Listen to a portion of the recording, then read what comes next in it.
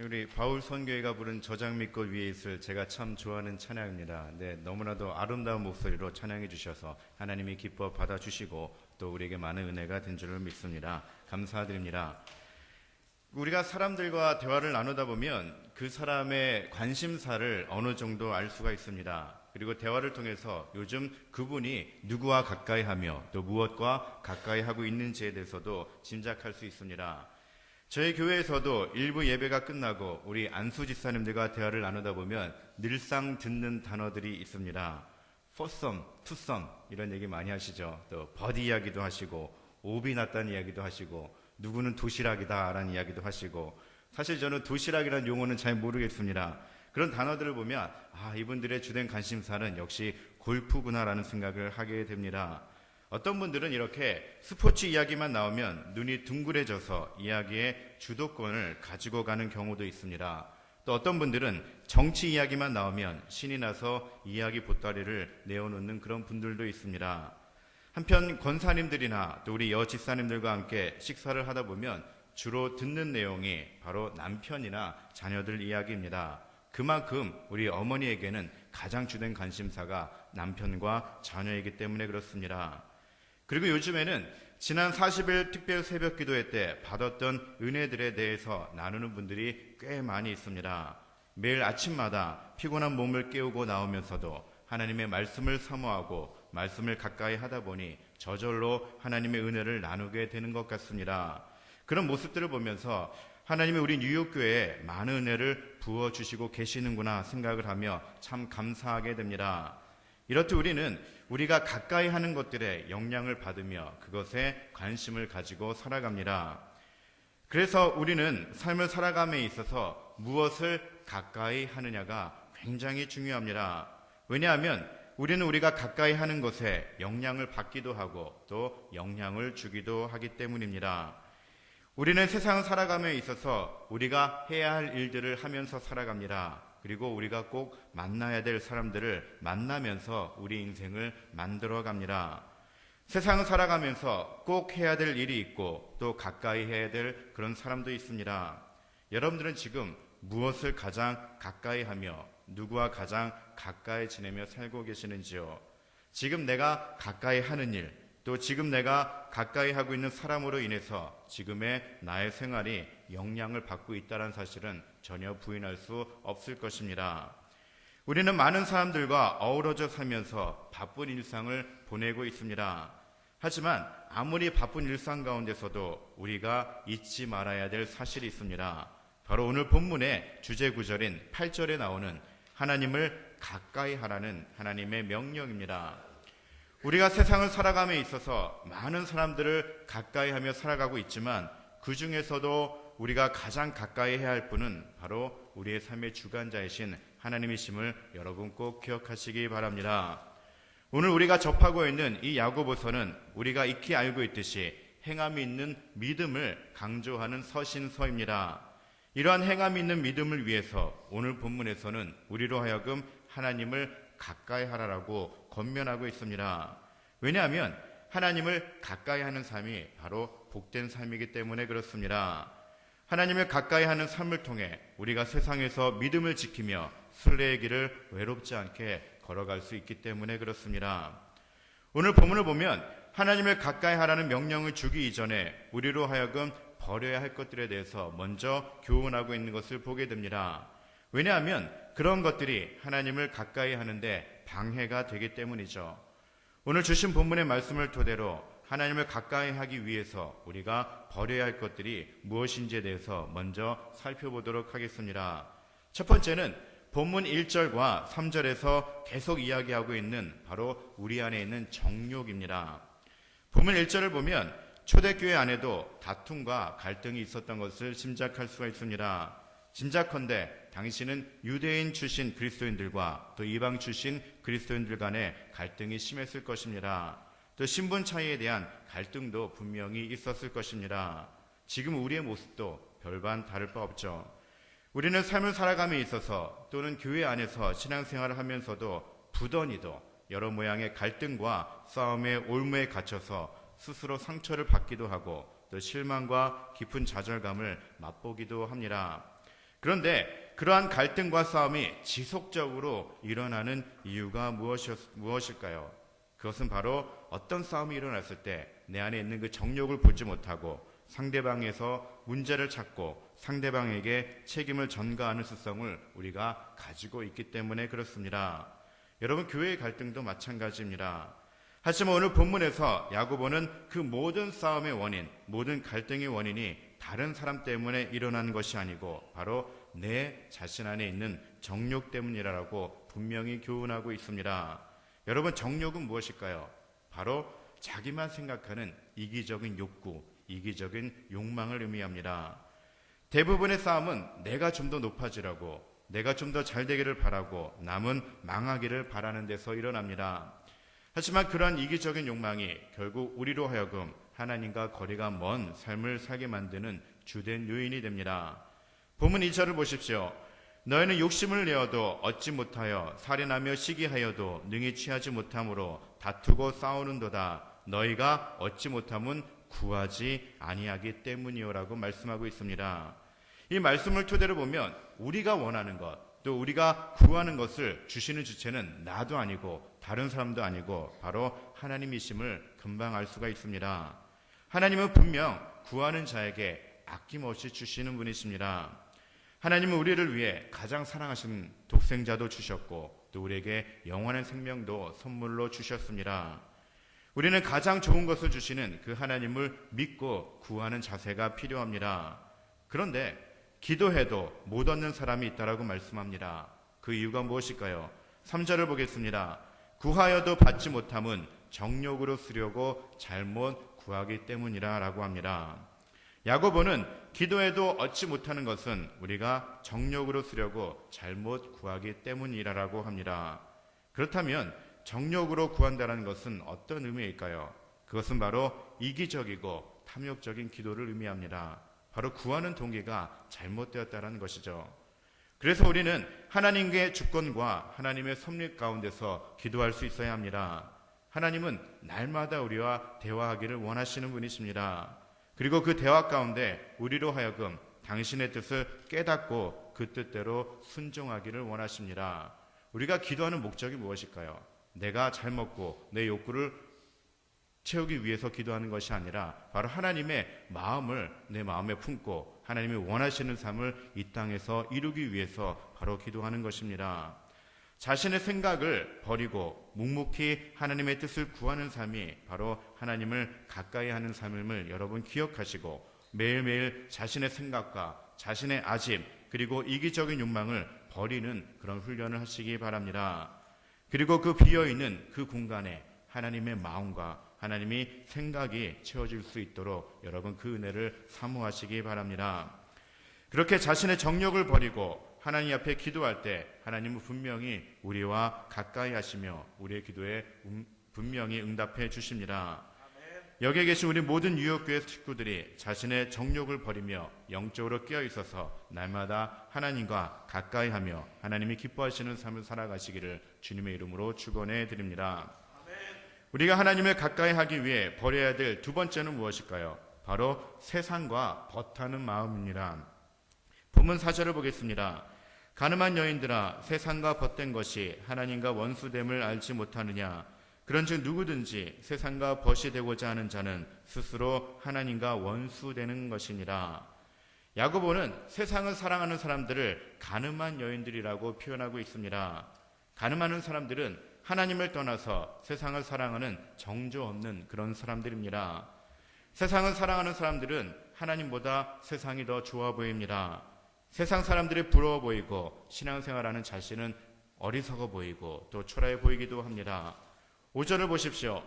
너희는 하나님이 우리 속에 거하게 하신 성령이 시기하기까지 사모한다 하신 말씀을 헛된 줄로 생각하느냐라고 합니다. 여러분, 하나님은 우리 한 사람 한 사람을 지극히 사랑하십니다. 하지만 사랑의 하나님도 우리가 세상을 벗하며 돈이나 쾌락을 추구하며 그것들을 우상화할 때 우리에게 분노하시는 분이십니다. 하나님은 사랑의 하나님이시지만 우리 안에 있는 죄까지는 품으실 수 없습니다. 그래서 우리는 하나님을 때로는 공의의 하나님이라고 부릅니다. 바로 하나님은 우리가 죄를 지으면 공의롭게 심판하시는 분이시기 때문에 그렇습니다. 하지만 하나님이 왜 우리에게 분노하실까요? 우리가 미워서가 아니라 우리로 하여금 하나님 뜻에 합당한 삶을 살 수 있도록, 또 우리로 하여금 거룩한 하나님을 닮아갈 수 있도록 만들기 위해서 때로는 우리에게 분노하시고 때로는 우리의 죄를 책망하시기까지 하십니다. 여러분, 이 땅에서 하나님의 자녀다운 삶을 살 수 있도록 인도하시는 그 하나님의 책망의 음성을 꼭 들으시기를 바랍니다. 그렇다면 세상과 버타는 사람들은 구체적으로 어떤 사람일까요? 세상을 버타는 사람들은 먼저는 하나님의 은혜의 가치를 깨닫지 못하기 때문에 세상과 벗을 합니다. 여러분, 창세기에 나오는 야곱과 에서 이야기를 잘 아시죠?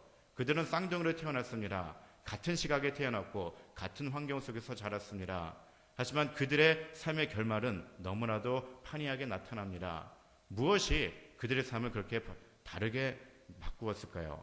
바로 은혜의 가치에 대한 그런 그들의 생각 때문에 그렇습니다. 에서는 하나님의 은혜의 가치를 깨닫지 못했습니다. 야곱은 어떻게든지 하나님이 주셨던 그 장자권의 축복을 갖기 위해서 하나님 앞에 기도하고 또 그것을 갖기 위해서 노력했습니다.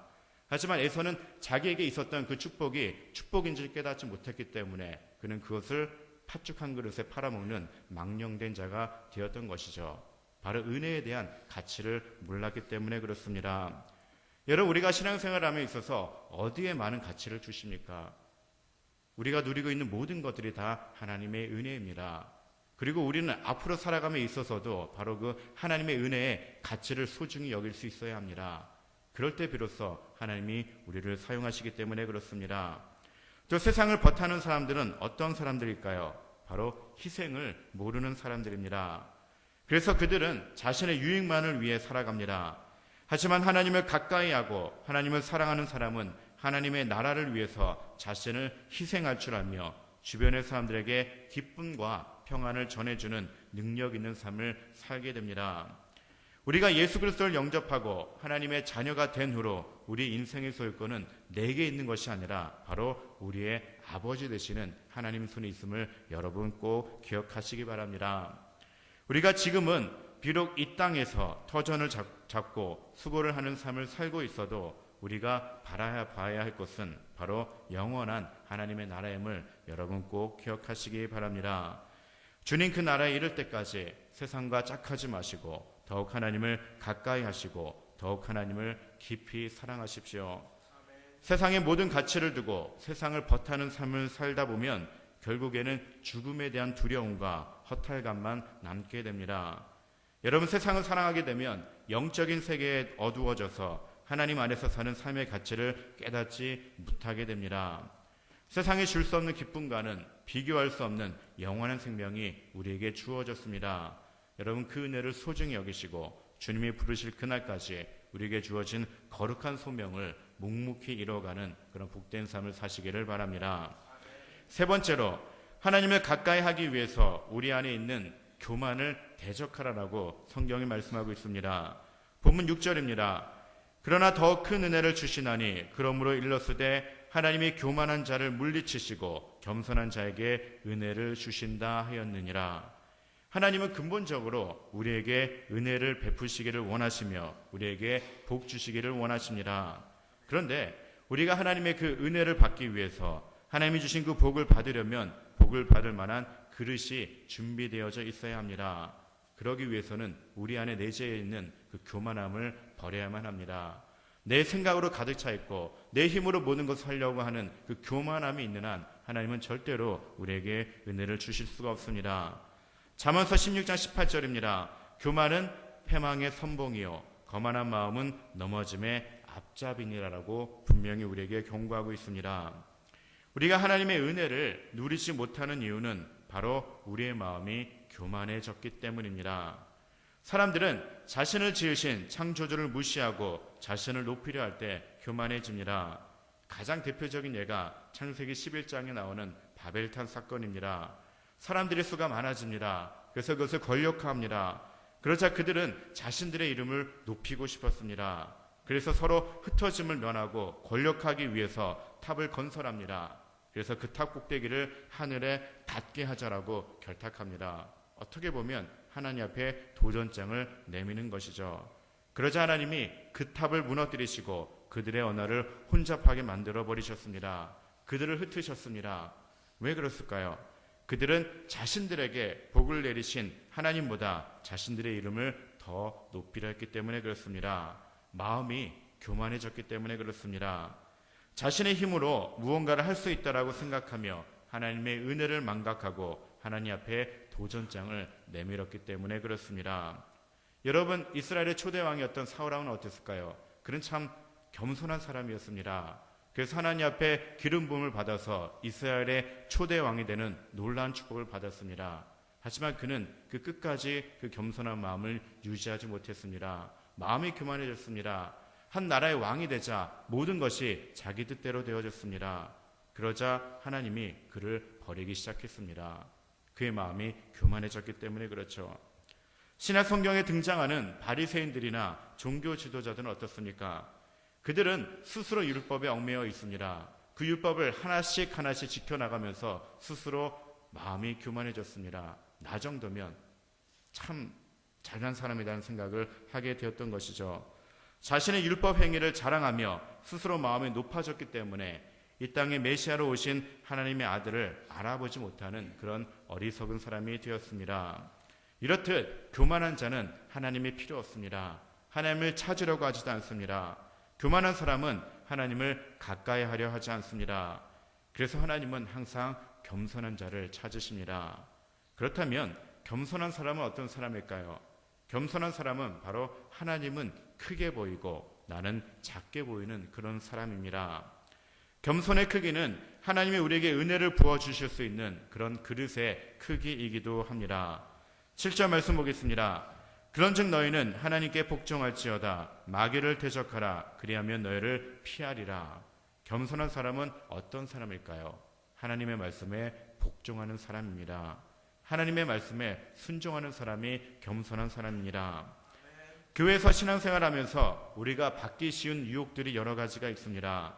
바로 그 중에 하나가 자기 자신을 드러내고 싶어하고 자기 자신만이 인정받고 싶어하는 그런 욕구입니다.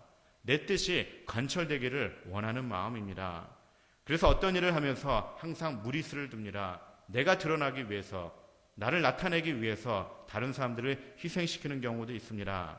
그러다 보면 주변에 상처받는 사람도 생기고 또 주변에서 갈등이 일어나기도 합니다.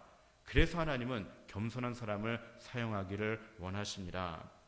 우리가 잘 알고 있는 역대하 7장 14절 말씀을 보면 하나님이 이렇게 약속하십니다. 내 이름으로 일컫는 내 백성이 그들의 악한 길에서 떠나 스스로 낮추고 기도하여 내 얼굴을 찾으면 내가 하늘에서 듣고 그들의 죄를 사하고 그들의 땅을 고칠지라라고 분명히 약속해 주셨습니다. 조건이 무엇일까요? 스스로 낮추는 것입니다. 스스로 낮추고 하나님 앞에 기도하고 하나님의 얼굴을 찾으면 하나님께서 고쳐주시고 또 하나님께서 모든 죄를 사해 주시겠다라고 약속해 주셨습니다. 여러분, 하나님의 얼굴을 찾는다는 표현은 어떤 표현일까요? 바로 하나님을 가까이 하며 하나님의 도우심을 구하는 삶을 의미합니다. 사랑하는 성도 여러분, 스스로 높아지려고 하지 마십시오. 그리고 나 자신이 무조건 옳다고 생각하게 만드는 그런 마귀의 유혹에 빠지지 마시고 모든 걸 아시는 하나님이 앞에 자신을 낮추시고 또 하나님의 은혜를 구하시기 바랍니다. 그것이 바로 하나님을 가까이 하는 삶이기 때문에 그렇습니다. 마지막으로 하나님을 가까이 하기 위해서 우리에게 요구되는 삶이 있습니다. 바로 손을 깨끗이 하고 마음을 성결하게 하는 삶입니다. 본문 8절 말씀을 보겠습니다. 하나님을 가까이 하라. 그리하면 너희를 가까이 하시리라. 죄인들아 손을 깨끗이 하라. 두 마음을 품은 자들아 마음을 성결하게 하라. 이 말씀은 오늘 말씀의 주제가 되는 말씀입니다. 하나님은 우리와 가까이 하기를 원하십니다. 하나님이 가까이 하신다라는 것은 하나님이 우리와 함께 하시고 우리를 도와주신다라는 말씀입니다. 하나님은 우리를 자녀들처럼 사랑하시고 돌봐주시기를 원하십니다. 이는 이 땅에서 우리가 누릴 수 있는 최고의 축복입니다. 여러분, 가까이 한다는 것은 어떤 의미일까요? 여러분, 누구와 가까이 하십니까? 바로 나를 사랑하는 사람과 가까이 합니다. 또 내가 사랑하는 사람들과 가까이 지내게 됩니다. 그래서 가까이 한다는 것은 바로 사랑한다는 것을 의미합니다. 하나님을 사랑하는 사람은 항상 하나님을 생각합니다. 영적인 삶에 대해서 관심을 가질 수밖에 없습니다. 그래서 하나님의 말씀을 묵상하기를 기뻐합니다. 그런 사람들은요, 하나님을 예배하는 자리를 절대로 빼앗기지 않습니다. 하나님을 사랑하는 사람은요, 주인 예배가 기다려주고 말씀을 들을 때마다 겸손한 마음으로 말씀을 대합니다. 그리고 말씀이 꿀송이처럼 달게 느껴지는 사람은 모두가 다 하나님을 가까이 하는 사람들입니다. 여러분, 우리가 성경 공부를 하는 것도, 구역 예배를 드리는 것도, 또 이 모양 저 모양으로 모여서 기도회를 갖는 것도 그 목적이 무엇일까요? 바로 하나님을 가까이 하기 위한 것입니다. 나를 사랑해 주신 그 하나님을 내가 사랑하기 때문에 그 하나님의 뜻을 더욱더 알기 원하고, 또 그 하나님과 더욱더 가까이 교제하기 위해서 우리가 그런 영적인 삶을 살게 되는 것입니다. 그런데 문제는 아무나 그렇게 하나님과 가까이 할 수 없다는 사실입니다. 우리가 거룩하신 하나님과 가까이 하려면 필요한 것이 바로 손을 깨끗이 씻는 작업이 필요합니다. 쉽게 말해 죄를 회개해야 된다는 얘기죠. 어떤 죄일까요? 우리가 생각하는 그런 끔찍한 죄들이 아니라 두 마음 품은 것을 하나님 앞에 회개할 수 있어야 됩니다. 하나님을 사랑한다고 하지만 여전히 나는 나 자신을 사랑하고, 여전히 나는 내가 원하는 것들만 하고, 여전히 나는 세상과 버타는 그 두 마음을 회개할 수 있어야 합니다. 우리가 가지고 있는 탐심, 우리 안에 내재해 있는 정욕들을 하나님 앞에 내려놓을 수 있어야 됩니다. 세상과 버타고 싶어하는 마음을 회개할 수 있어야 합니다. 무엇보다도 내 안에 자리 잡고 있는 그 교만한 마음을 내어놓을 수 있어야 합니다. 음란한 마음도 회개해야 합니다. 그래서 우리는 마음을 성결케 할 때, 우리의 손을 깨끗게 할 때 하나님께서 우리를 가까이 해주십니다. 여러분, 본문 9절과 10절 말씀을 보겠습니다. 슬퍼하며 애통하며 울지어다. 너의 웃음을 애통으로, 너의 즐거움을 근심으로 바꿀지어다. 주 앞에서 낮추라. 그리하면 주께서 너희를 높이시리라라고 약속하고 있습니다. 우리에게 필요한 것은 무엇일까요? 슬퍼하며 애통하며 우는 모습입니다. 우리의 웃음을 애통으로, 우리의 즐거움을 근심으로 바꾸라라고 말씀하고 있습니다. 어떻게 보면 부정적인 표현인 것 같지만 이것이 바로 하나님이 우리에게 주시는 약속입니다. 쾌락을 쫓아가며 그런 하는 웃음을 바로 내 죄를 통해하는 울음으로 바꾸라라고 말씀하고 있습니다. 여러분, 하나님을 가까이 하게 되면 가장 먼저 내 안에 들어오는 것이 뭐냐면 내 안에 있는 죄를 발견하게 된다라는 사실입니다. 하나님께 가까이 갈수록 자신의 죄가 얼마나 크다는 것을 깨닫게 됩니다. 이렇게 하나님 앞에서 죄를 슬퍼하며 애통하며 우는 사람이 복이 있는 사람입니다. 그들은 하나님의 위로를 받을 수 있기 때문에 그렇습니다. 하나님이 구하시는 제사는 상한 심령이다라고 다윗은 분명히 고백했습니다. 우리가 많이 화려한 모습으로 하나님께 예배를 드려도 내 안에 회개하는 마음, 상한 심령이 없으면 하나님이 그 제사를 받지 않으신다라는 의미입니다. 가장 중요한 것은 겸손한 마음으로 통회하는 마음입니다. 우리는 우리 죄를 인하여 애통하며 울 수 있어야 합니다. 우리의 탐욕, 교만, 세상을 사랑하는 죄를 회개해야 합니다. 마음에 찾아오는 불신과 불순종을 분명히 회개해야 합니다. 마음이 높아져서 남을 판단했던 그런 모든 죄도 또한 고백해야 됩니다. 여러분, 겸손한 자만이 회개할 수 있습니다. 하나님의 은혜를 구하는 자만이 하나님 앞에 무릎 꿇고 눈물로써 기도할 수 있습니다. 오늘 예배를 주관하는 바울 선교회가 더욱 하나님 앞에 쓰임받는 복된 선교회가 되기를 소망합니다. 아멘. 여러분, 그러기 위해서 우리가 해야 될 일이 무엇일까요? 바로 하나님을 더욱 가까이 하는 삶입니다. 우리가 신앙생활을 하면서 하나님의 일을 위해 때로는 내가 하고 싶은 일들, 내 안에 있는 욕구들을 버리라고 하나님이 명령하실 때가 있습니다. 우리에게 희생을 요구하실 때가 있습니다. 여러분, 그럴 때 자신의 생각을 버리고 하나님의 뜻을 마음에 새기고 그 뜻에 순종할 수 있도록 지금부터 여러분 훈련하십시오. 그리고 적당히 세상과 버타며 타협하는 신앙이 아닌 하나님을 기쁘시게 하는 신실한 일꾼이 되시기 바랍니다. 그리고 내 안에 있는 교만함을 회개하시고 항상 겸손함으로 하나님의 뜻을 구하시기 바랍니다. 겸손한 자가 손을 깨끗이 하며 마음을 성결하게 할 수가 있습니다. 여러분, 자존심을 버리시고 하나님 앞에 나와서 우십시오. 세상은 이렇게 말합니다. 남자로 태어나서 3번만 울어야 한다라고 합니다. 하지만 하나님은 날마다 우는 사람을 찾으십니다. 우는 남자가 멋진 남자입니다.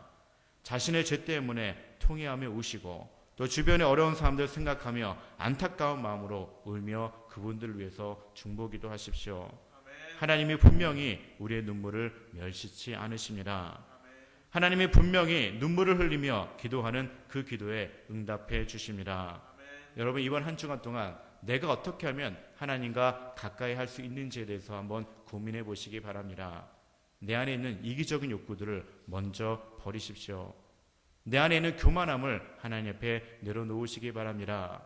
그리고 적당히 이 정도 하면 되겠지 하며 세상과 짝하고 싶어하는 마음들 하나씩 가지쳐 보시기 바랍니다. 가장 중요한 것은요, 겸손한 마음으로 자신의 손을 씻는 일입니다. 매일 새벽마다 나와서 말씀을 들으며 또 기도하면서 하나님 앞에 내 죄를 고백해 보는 겁니다. 하나님, 내가 하나님의 은혜로 하나님의 자녀가 됐는데 내가 과연 어떤 삶을 살고 있는지요? 내가 하나님이 원하시는 삶을 살고 있는지 하나님 앞에 내려놓으시고 하나님 부어주시는 은혜들을 마음껏 누리는 복된 삶을 사시기를 주님의 이름으로 축원해 드립니다. 기도하겠습니다. 사랑의 하나님, 하나님께서 우리 한 사람 한 사람을 너무나도 사랑해 주셔서 독생자 예수 그리스도를 보내주시고 당신의 자녀로 삼아주시니 참으로 감사함을 드립니다. 우리의 소유권은 이제는 내 것이 아니라 하나님의 손에 있음을 다시 한번 고백하게 도와주시옵소서. 이 땅에 살아감에 있어서 모든 것이 다 하나님의 은혜였음을 다시 한번 깨닫게 도와주시고 하나님 부어주신 그 은혜의 가치를 소중히 여기며 살아갈 수 있도록 우리의 삶을 이끌어 주시옵소서. 우리가 날마다 하나님을 가까이 하는 삶을 살기 원합니다. 그러기 위해서 내 안에 있는 정욕을 버리게 도와주시고 세상과 버타고 싶어하는 마음들을 버리게 도와주시며 교만한 생각들을 버리고 겸손한 마음으로 날마다 우리의 죄를 고백하며 마음을 성결하게 하는 그런 삶을 살기 원합니다. 그러기 위해서 하나님의 말씀을 인쳐주시고 기도 가운데 하나님의 책망의 메시지를 들을 수 있도록 인도하여 주시옵소서. 우리가 평생 동안 주님을 더욱더 사랑하길 원합니다. 우리가 평생 동안 하나님을 더욱더 가까이 하기를 원합니다. 하나님, 우리 삶 가운데 우리가 어떤 삶을 살아야 될지 깨닫게 하여 주시고 날마다 그 은혜 안에 거할 수 있도록 믿음을 더하여 주시옵소서. 모든 주권을 주님께 내어드리며 사랑이 많으신 예수님의 이름으로 기도드립니다. 아멘.